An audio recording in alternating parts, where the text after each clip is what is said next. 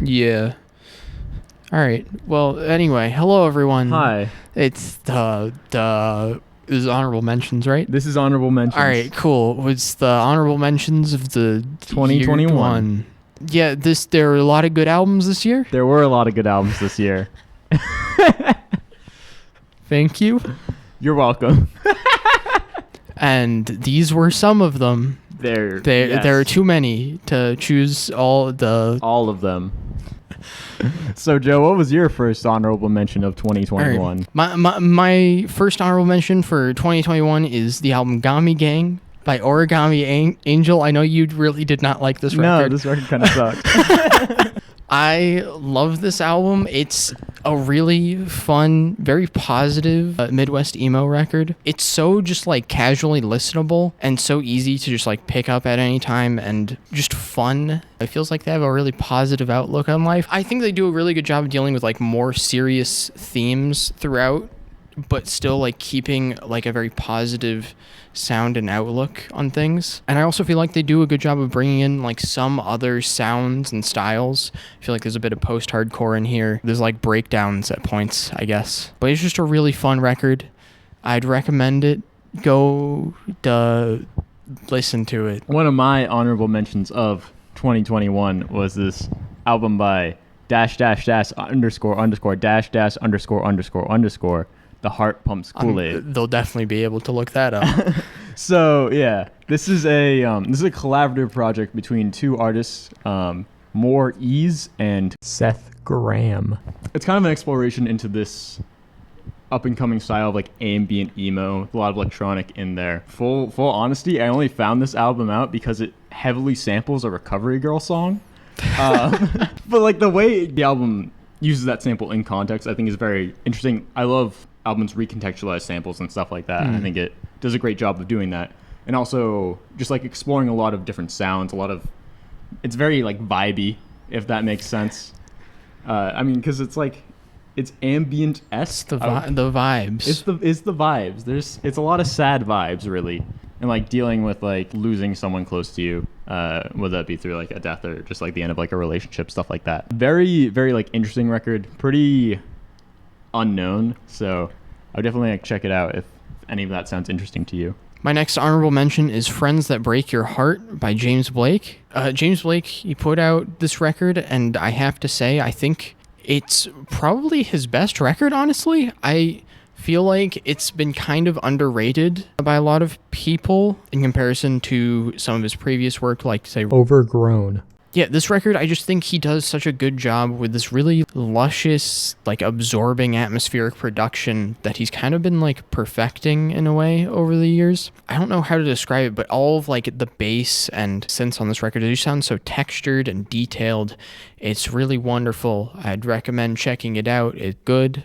I like the song with Jid on it. Thank you for that recommendation, welcome. Joe. You're welcome, Brendan. My next honorable mention of 2021 is Underscores with Fishmonger. This is like kind of a breakout record for Underscores. It's garnered a lot of attention, and I think it's very much deserving of that. This album it's like a lot of fun. There's a bunch of really, really fun songs off it, like Secondhand Embarrassment. It's like one of my favorite songs of the year. It's so bouncy and fun, and then it just like comes in with the hardness at the end. It's very interesting, I think.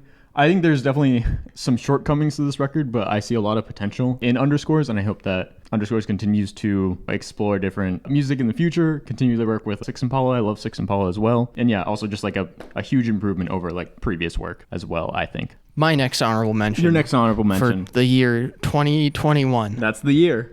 Is going to be Typhoons by Royal Blood. I love this record so much. It's not going to be for everyone. It's a very slick... You're already fucking shaking your head. Don't worry.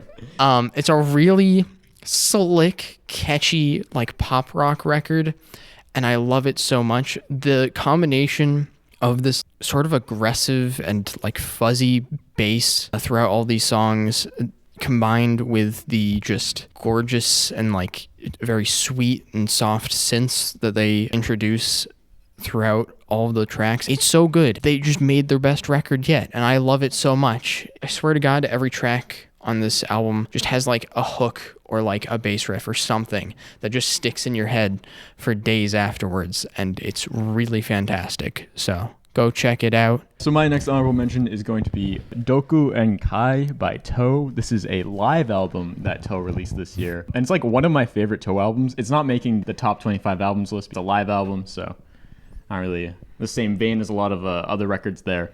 But I really love this live album. The performances are really great, and the crowd has a lot of energy. They're very receptive. You can very much hear the crowd. A lot of these songs, like singing along, clapping, cheering, stuff like that. They go into some explorations on some of their songs that aren't in like the album versions that I really appreciate, like 9-minute version of Goodbye. I think is like really excellent. What? Were you having trouble remembering? No, I'm just worried somebody's gonna walk.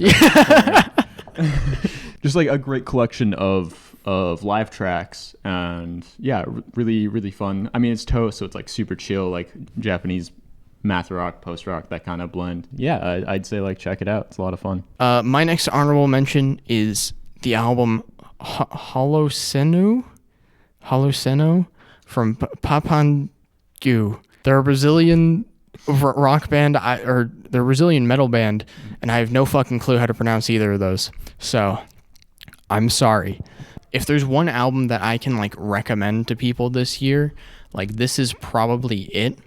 It didn't quite make my top 25, but it is such an interesting and unique combination of sludge metal and progressive metal, and maybe even like a little bit of like death metal or something in there. It's groovy and fun, and like every song has some fantastic riffs or grooves or something going on in it. And I think it's just such a fantastic metal record that I would highly recommend everyone checking out. I will say I do wish that the kind of vocals on this record were a bit better. I think they just aren't quite what this record needed. They're ultimately kind of a minimal part of the album, and I think that the rest of it is so incredibly strong. If you enjoy metal, like, please absolutely check them out. My next honorable mention is going to be probably a lot chiller than a metal record. This is FS Blum and Nils Fram, their collaborative record 2x1 = 4, or 2 times 1 = 4, I guess. It's a classical record. It's very just like composition based. There's a bunch of different arrangements and compositions on this record.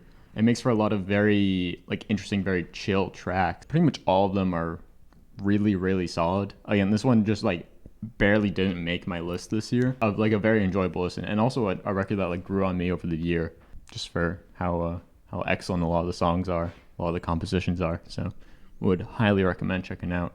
My final honorable mention for 2021 is the album Djourou by Blocky Soko. He's a kora player from Mali, I think, which explains why I can't pronounce his name at all. This is just a really relaxing, mostly instrumental record. Just how fantastic and beautiful a lot of the playing is. It really stands out from a lot of other instrumental records, specifically because he's a kora player, and it allows him to do a lot of things with his instrument that I think a lot of other just like instrumental artists might otherwise not do. So you have a lot of like really intricate and complex rhythms or sequences, but it never feels like overwhelming or too busy or anything. It just always has this very calm atmosphere to it, and I think it's really fantastic. Would recommend checking it out. My fifth and final honorable mention of 2021 is going to be Yasuke by Flying Lotus.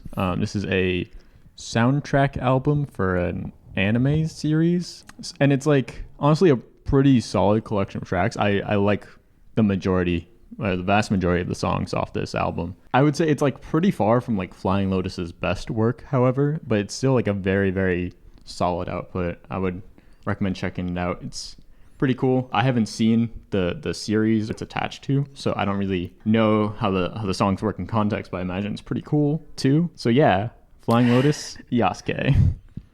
Yeah. Wow. 2021, man, that's crazy. That was the honorable mentions. That was the honorable mentions. This is gonna go so badly. Yeah. We're fucking idiots. So true, bestie. Yeah. You're my honorable mention, Joe. That's it. That's where you place me. I'm only an honorable mention. Yeah. Sorry.